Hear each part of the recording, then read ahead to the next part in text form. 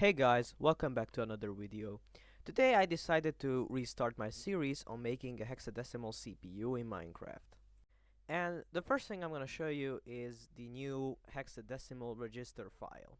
This is because my old register file used mechanical parts such as pistons, and it was also kind of slow because of its addressing. It was also only 4 bits, so it couldn't even store that much data per every register. So I made this absolutely humongous register file that luckily he still has 4 dual read registers, except they are 16-bit, and it has no mechanical parts, but it is like Jesus. Also, I designed this module which I used to make the whole register file. So that is the register file, and now you might be wondering, well, what about the adder that I made last episode?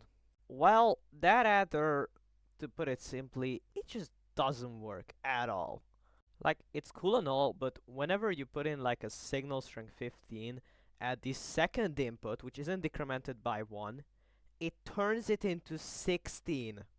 Like, see, I put down the 15 signal strength barrel, and when I go to the output, it shows 16.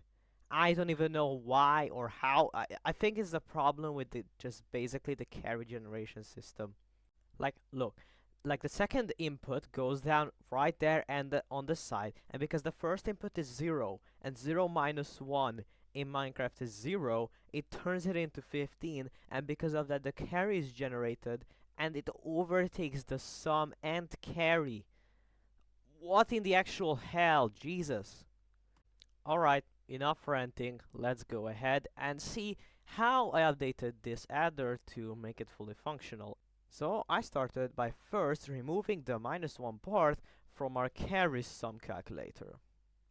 Over here then I took two of my original, well, very primitive calculating circuit and basically stacked two of them together with one of the output going into one of the input.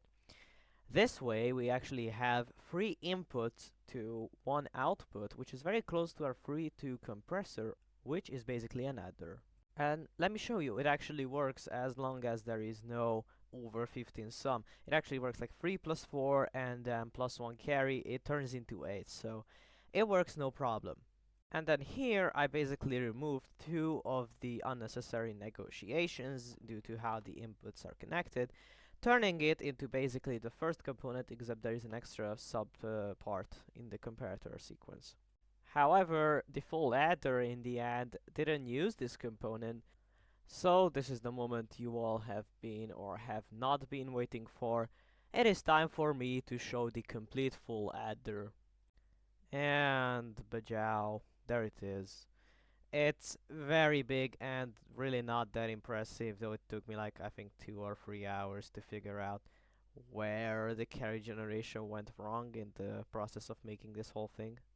The only ever so slight changes are that the carry out is just simply a signal, not a signal strength. The sum is still a signal strength, the two inputs are still signal strengths. However, the carry in is also just a signal. And by the way, in the background you can see me testing some values and showing that it in fact works even with the carry. However, this thing is like extremely slow. I don't even want to calculate how embarrassingly slow it is.